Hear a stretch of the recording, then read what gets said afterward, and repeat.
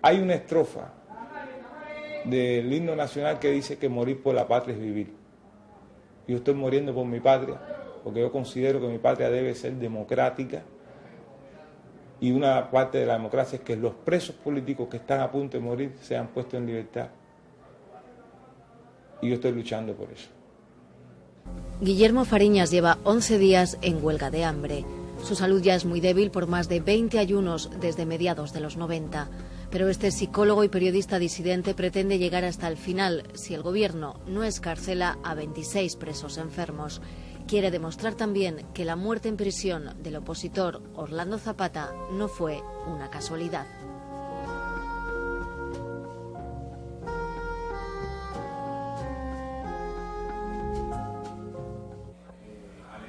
Fariñas nos concedió esta entrevista en su casa de Santa Clara cuando llevaba 4 días sin tomar alimentos ni líquidos.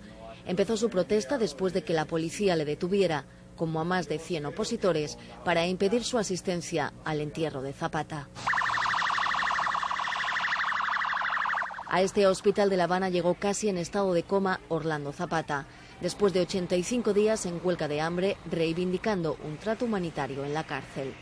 Llevaba entre rejas desde la primavera del 2003 por desorden público. Su detención coincidió con la del grupo de los 75 disidentes, pero fue condenado aparte y por sus protestas ante los abusos en prisión sumó penas de más de 30 años. Ahora es el primer preso político que muere en Cuba en casi 4 décadas y se ha convertido en el símbolo para muchos opositores de la desesperación. No puede ser lo mismo el enfrentamiento antes que muriera Zapata y ahora después que ya murió Zapata. Esto es el clímax de lo tolerable dentro de la represión de los hermanos Castro. Varios presos políticos desafiaron también esta semana con huelgas de hambre y los heterogéneos grupos de la disidencia encontraron la unidad como nunca antes.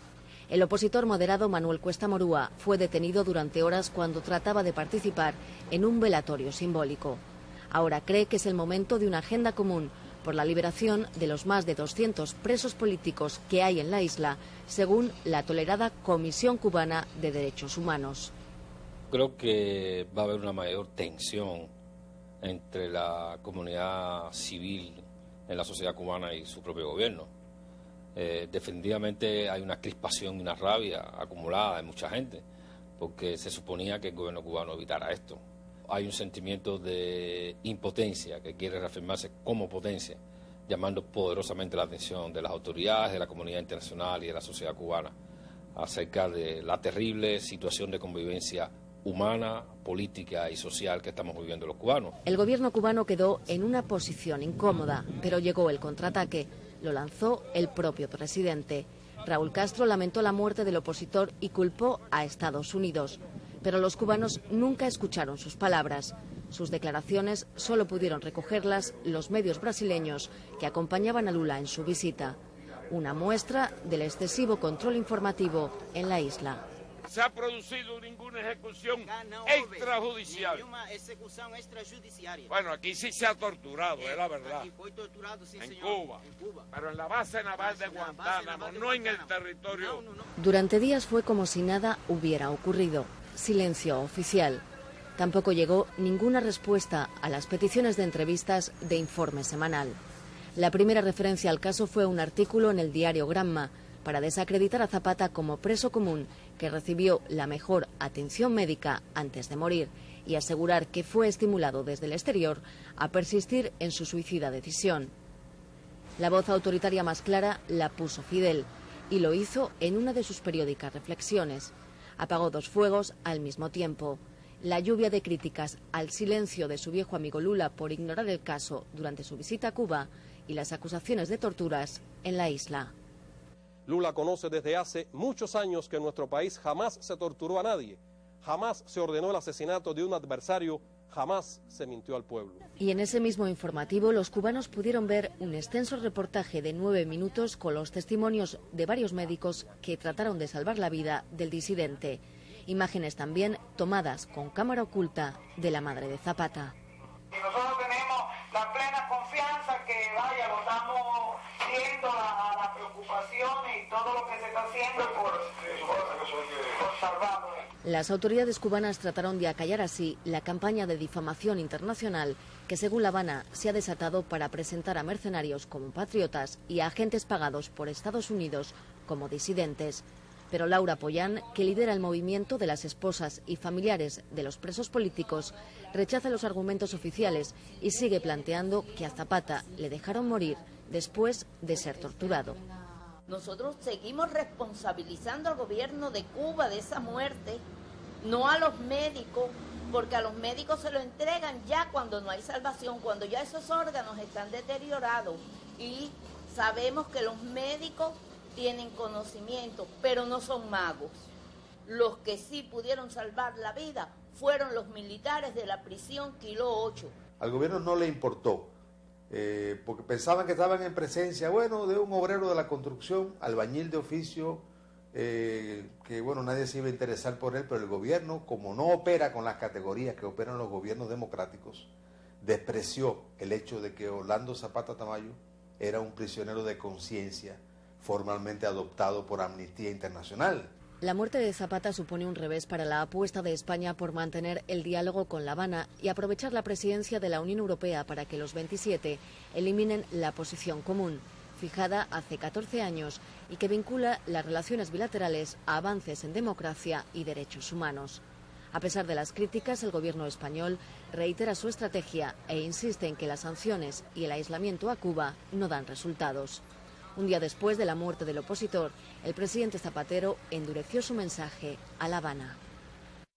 Podemos suponer el sufrimiento de los presos políticos cubanos y desde aquí debemos exigir al régimen cubano que devuelva la libertad a los presos de conciencia y que respete los derechos humanos. Existe o parece existir en algunos ámbitos la impresión de que eliminar la posición común equivaldría a abandonar las reivindicaciones de la Unión Europea en materia de derechos humanos en Cuba. Esto no es cierto. Un posible acuerdo bilateral tendría necesariamente que incorporar una cláusula de derechos humanos en el marco de la cual se podrían abordar estas cuestiones. Y en el complicado ajedrez político entre Cuba y Estados Unidos, las señales se entrecruzan. Obama tendió la mano al permitir los viajes de cubanoamericanos y el envío de remesas, y hay un diálogo en temas migratorios. Un alto funcionario del Departamento de Estado nos ha confirmado que la administración Obama espera algunos gestos de Cuba y nos ha subrayado la importancia de que La Habana libere a los presos políticos. Pero en los últimos meses la isla ha vuelto a la retórica agresiva de la Guerra Fría. El enemigo, dice Raúl, está tan activo como siempre, aunque el presidente cubano está dispuesto a hablar de todo con la otra orilla, también de los presos políticos. Pero Estados Unidos debe liberar a los 5 cubanos acusados de espionaje y que aquí llaman héroes, y ese canje no parece factible. Ahora la muerte de Zapata viene a crear un ambiente aún más negativo. En Estados Unidos hay un argumento que dice que Obama no debe concederle al gobierno cubano una apertura política y económica hasta que la actuación en cuanto a derechos humanos mejore. Ahora, la muerte de Zapata es un claro señal para algunos de que Obama corre un riesgo político demasiado alto tratando con un gobierno que permita la muerte de Zapata. Todo esto sucede cuando Raúl Castro cumple 2 años al frente de Cuba, aunque él mismo asegura que gobierna en realidad desde hace 1, fecha que coincide con la fulminante purga interna y una remodelación de la cúpula. Raúl se ha rodeado de militares buscando eficiencia en el enorme aparato burocrático y con la mirada puesta en los exitosos resultados de las empresas administradas por las Fuerzas Armadas. Pero él mismo también admite que no ha respondido a las expectativas de cambio que generó. Todavía en Cuba no hay un consenso político interno dentro del liderazgo en el partido, en las Fuerzas Armadas y los otros polos de poder en cuanto a hacia dónde va el país y cómo llegar. Para muchos cubanos, el paso de la antorcha Raúl se ve hoy con una mezcla de resignación y optimismo frustrado. Acuérdate que tenemos 50 años de esta revolución, ¿no? Y en 2 años no se pueden cambiar todo lo que ha habido, ni lo bueno ni lo malo. Es como si Fidel no estuviera enfermo y tuviera...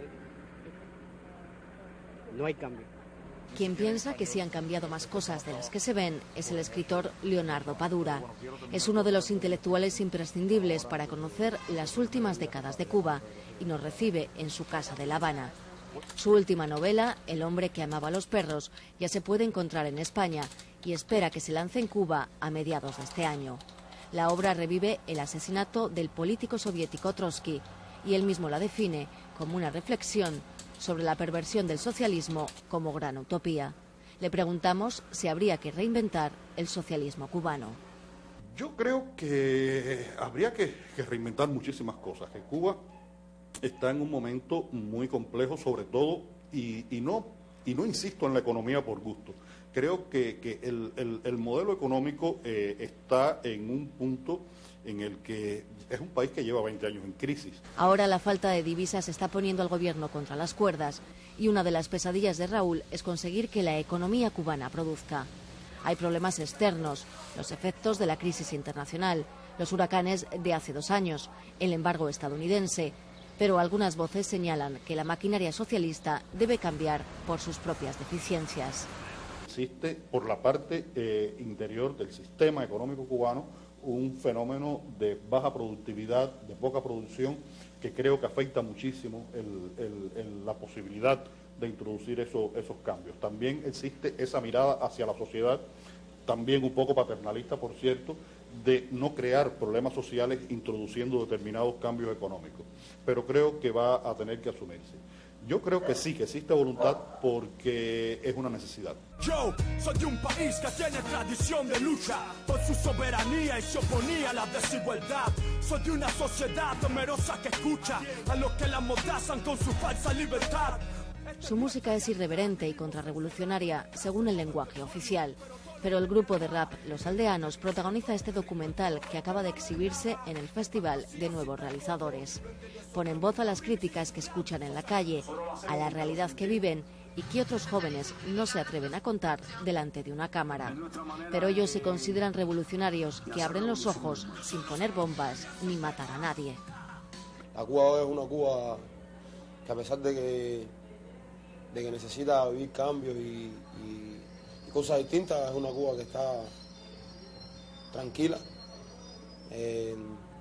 nadie dice nada, todo el mundo, a pesar de que todo el mundo vive estresado, ¿no? Y tiene muchos sueños que cumplir y muchos sueños que lograr. El futuro cubano es una nebulosa imposible de descifrar.